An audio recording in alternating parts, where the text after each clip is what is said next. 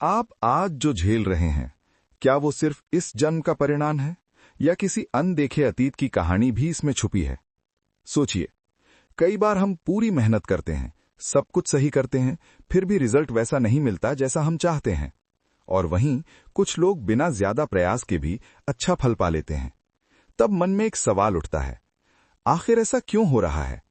यहीं से शुरू होती है कर्म और पिछले जन्म के संबंध की गहराई।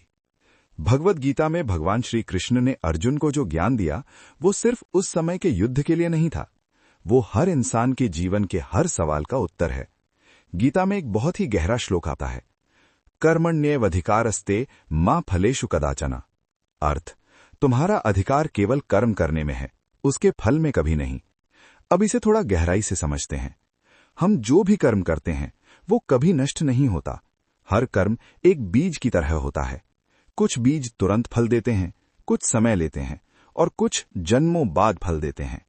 यही कारण है कि पिछले जन्म के कर्म आज हमारे जीवन में असर डाल सकते हैं।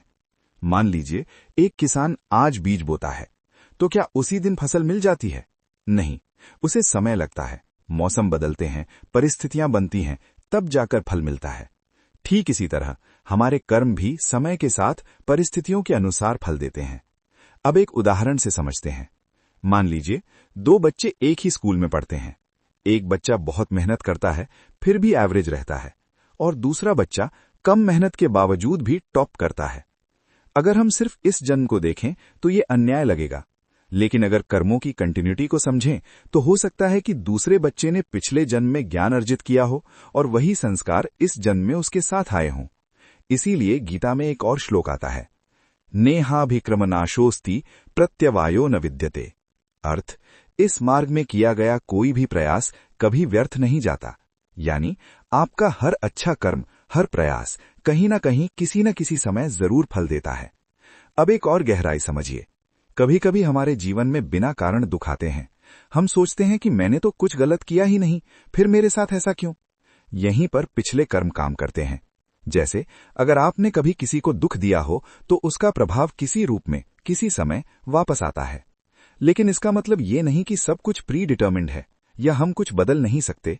गीता हमें ये भी सिखाती है कि वर्तमान कर्म सबसे शक्तिशाली हैं। मतलब अगर पिछले जन्म के कर्म आपके जीवन में कुछ चैलेंजेस ला रहे हैं, तो आपके आज के कर्म उन चैलेंजेस को बदल सकते हैं। एक छोटा सा उदाहरण, मान लीजिए आपके पास एक खराब शुरुआत है, जैसे कि फाइनेंशियल प्रॉब्लम्स या हेल्थ इश्यूज। ये आपके पास्ट कर्मों का परिणाम हो सकता है। लेकिन अगर आप आज सही निर्णय लेते हैं, मेहनत करते हैं, पॉजिटिव रहते हैं, तो आप अपने फ्यूचर को कंप्लीटली बदल सकते हैं। यही गीता का सबसे बड़ा संदेश है, उद्धरेदात्मनाम आत्मानम नात्मानम वसादयेत। अर्थ, इंसान को खुद ही अपने आप को ऊपर उठाना चाहिए, खुद को गिराना नहीं चाहिए। यानी आपका आज का कर्म आपके कल का भाग्य बनाता है। अब एक और रियल लाइफ सिचुएशन देखिए। कभी आपने देखा होगा कुछ लोग बहुत अच्छे होते हैं, फिर भी उनके साथ बुरा होता है, और कुछ लोग गलत काम करके भी आराम से जीते हैं। ये देखकर मन में डाउट आता है कि क्या सच में न्याय होता है? गीता कहती है, हाँ होता है, लेकिन समय के साथ। कर्म का हिसाब इंस्टेंट नहीं होता। ये एक लंबी प्रक्रिया है जिसमें पिछला जन्म, वर्तमान और भविष्य तीनों जुड़े होते हैं। इसलिए हमें सिर्फ एक छोटी सी टाइमलाइन देखकर कंक्लूजन नहीं निकालना चाहिए। अब सबसे इंपॉर्टेंट बात, अगर पिछले जन्म के कर्म असर डालते हैं तो क्या हमें डरना चाहिए? नहीं, हमें समझना चाहिए, क्योंकि डर आपको कमजोर बनाता है, लेकिन समझ आपको पावरफुल बनाती है। जब आप ये समझ जाते हैं कि मेरे साथ जो हो रहा है वो सिर्फ रैंडमनेस नहीं है, तब आप ब्लेम करना बंद कर देते हैं और जिम्मेदारी लेना शुरू कर देते हैं। आप सोचते हैं कि ठीक है, अगर ये मेरे पास्ट का रिजल्ट है तो मेरा आज मेरे फ्यूचर को बेहतर बनाएगा, और यहीं से आपकी जिंदगी बदलनी शुरू होती है।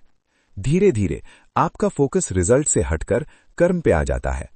आप बिना एक्सपेक्टेशन के सही काम करने लगते हैं, और यही असली फ्रीडम है। अब अंत में बस इतना समझ लीजिए, आपका हर विचार, हर एक्शन, हर डिसीजन एक नया बीज है जो कभी ना कभी फल जरूर देगा। इसलिए आज जो भी करें पूरी ईमानदारी से करें, क्योंकि हो सकता है आप आज जो बो रहे हैं वही आपके अगले जन्म की कहानी लिख रहा हो। अगर आप चाहते हैं कि ऐसी ही गहरी और सच्चाई से भरी बातें आपकी जिंदगी को सही दिशा दें, तो अभी इस चैनल को सब्सक्राइब जरूर करें, क्योंकि यहाँ हम सिर्फ बातें नहीं करते, हम सोच बदलते हैं। और शायद आज आपने जो समझा है वही आपकी आने वाली जिंदगी का सबसे बड़ा टर्निंग पॉइंट बन जाए।